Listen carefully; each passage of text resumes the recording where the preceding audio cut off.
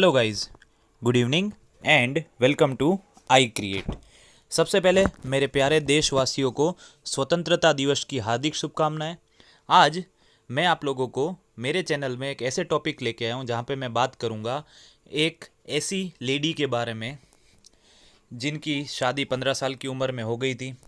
18 साल की उम्र में वो विडो हो गई और उसके बाद वो बनी भारत की सबसे पहली वुमेन इंजीनियर। जी हाँ, भारत की सबसे पहली वुमेन इंजीनियर आज हमारे स्टोरी का टॉपिक है। ईयर 1937।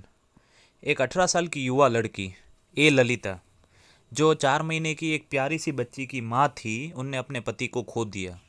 और मैं उस समय की बात कर रहा हूँ जब महिलाओं को समाज के डिसाइड किए हुए व्यवहार संहिता का पालन करना पड़ता था। उनका रोल था एक पत्नी होना, एक माता होना, जिनको घर संभालने के अलावा और कोई काम करने की कोई भी तरह की परमिशन नहीं थी। पर ए ललिता जी, जो बनी भारत की पहली वुमेन इंजीनियर, उनके साथ ऐसा नहीं हुआ और हमको गर्व है उनको सपोर्ट करने वालों पे जिनने हमको ऐसा हीरा दिया। तो चलिए आज हम लोग जानते हैं उनके जीवन का सफ़र कि कैसे वो बनी भारत की पहली महिला इंजीनियर। अगस्त 27, 1919 उनका जन्म हुआ मद्रास की एक मिडिल क्लास तेलुगु फैमिली में और 14 साल की उम्र में उनकी शादी हो गई, जो कि उस समय के हिसाब से एक नॉर्मल बात थी। पर शादी होने के बावजूद उन्होंने अपना एजुकेशन पूरा किया और पास किया क्लास 10। मैं उस समय की बात कर रहा हूँ जब लड़कियों को स्कूल तक नहीं भेजा जाता था। उनकी शादी हो गई 14 साल की उम्र में, पर उनके फादर, जो खुद एक इलेक्ट्रिकल इंजीनियर थे, उनके सजेशन पे कि मैरिटल लाइफ कभी भी अपने एजुकेशन लाइफ के बीच में नहीं आनी चाहिए, ए ललिता ने अपनी क्लास 10 का एग्ज़ाम दिया और उसके बाद उनको लगा कि उनका ये जो एजुकेशन है वो मोर देन इनफ है आज के समय के हिसाब से।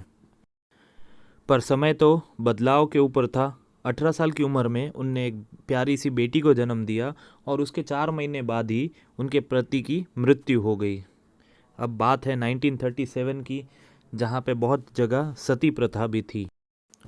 न्यूयॉर्क में एक प्रेस कॉन्फ्रेंस के दौरान उनने कहा कि अगर ये बात 150 साल पहले की होती तो शायद मैं अपने पति के शरीर के साथ ही अंतिम सांस ले लेती, उनकी चिता पर जलाई जाती, जिसको हम कहते हैं सती प्रथा। पर उस समय एक विधवा के रूप में जीवन बिताना बहुत बहुत बहुत कठिन था। किसी के सिर मुंडवा दिए जाते थे, किसी को समाज से अलग कर दिया जाता था, खाली पूरा जीवन सफ़ेद कपड़े पहन के निकाल देना, किसी से ज़्यादा बात ना करना, कोई त्योहारों में भाग न लेना। पर ए ललिता के मन में कुछ अलग ही था। अपने बेटी को आगे बढ़ाना था, ये सब चीज़ों से दूर रखना था, जिसके लिए उनको खुद आगे बढ़ना था। और इसी चीज़ के लिए उनको बहुत बहुत बहुत सपोर्ट मिला उनके फादर से, पप्पू सुब्बा राव, जो खुद एक इलेक्ट्रिकल इंजीनियर थे और प्रोफेसर थे in the college of engineering Guindy Madras.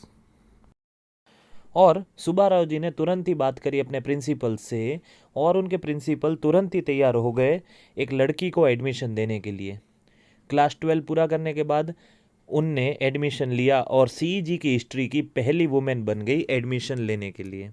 अब आप सोच रहे होगे कि उनकी हॉस्टल लाइफ, कॉलेज लाइफ कैसी रही होगी। तो उनका ये हमेशा कहना था कि सारे के सारे स्टूडेंट्स उनको बहुत सपोर्टिव थे और उनका हमेशा ये कहना था कि 150 से 200 लड़कों के बीच में एक लड़की होने के बावजूद उनको कभी भी किसी की भी खराब बिहेवियर का सामना नहीं करना पड़ा। एक अलग हॉस्टल उनके लिए बना दी गई जहाँ पे उनको रहने को मिलता था, पर कुछ समय के बाद वो अपने आंटी के घर शिफ्ट हो गई क्योंकि हॉस्टल में उनको अकेलापन महसूस होता था। और एक लेडी के प्रति कॉलेज में कोऑपरेटिव बिहेवियर देखते तुरंत ही यूनिवर्सिटी ऑफ मद्रास ने और सीईजी ने स्पेशली वुमेन्स के लिए ओपन एडमिशन एडवर्टाइजमेंट्स करना शुरू कर दिया और उनके देखा देखी 2 और स्टूडेंट्स ने सिविल इंजीनियरिंग कोर्स में एडमिशन लिया। वह दोनों स्टूडेंट उनके जूनियर थी, पर 1944 में वर्ल्ड वॉर होने की वजह से यूनिवर्सिटी ने उनका जो इंजीनियरिंग कोर्स था वो कुछ महीने कम कर दिया और वे तीनों के तीनों साथ में ग्रेजुएट हुई।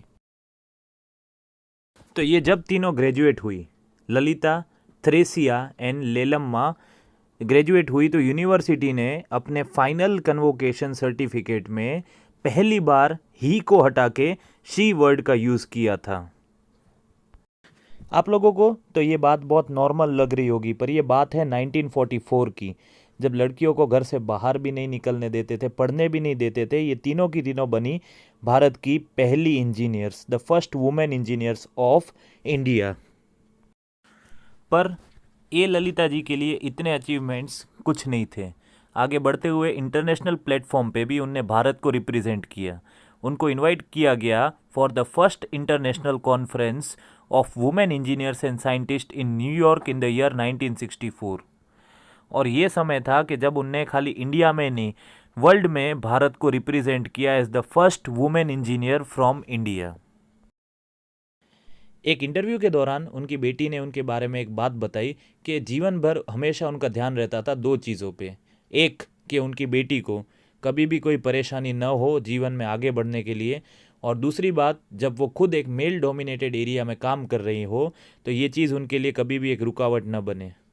इन्हीं चीज़ों पे आगे बढ़ते हुए उनने भारत को बहुत गर्वान्वित किया गया है, और हम लोगों को उनके अचीवमेंट्स को याद करना चाहिए। आज के दिन हम लोगों को उनकी लेगेसी को नहीं भूलना चाहिए, और फ्यूचर में हम लोगों को हमारे रिलेटिव्स में जो भी लेडीज़ वुमेन्स आगे बढ़ना चाहे तो उनको जीवन में सपोर्ट करना चाहिए।